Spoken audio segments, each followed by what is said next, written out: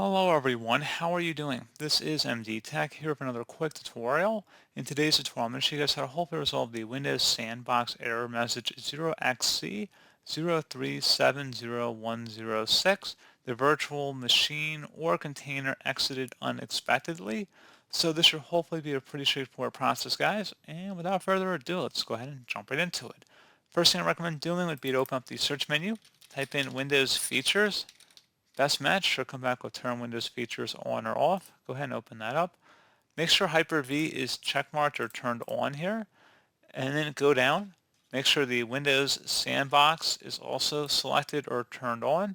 If it says that the process does not have required virtualization capabilities, well then obviously that's why it's not working. You also want to make sure virtualization is enabled, so if you have to go into the advanced options, you may want to make sure that that is turned on and enabled. How would you know if it is enabled or not?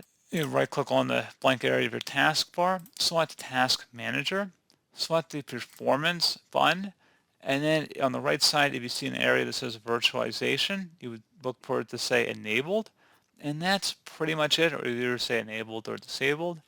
And that's just one way to go about it. This is a virtual machine, though. That's why it just says yes here, so that's why it's messing up a little bit with the detection of virtualization settings.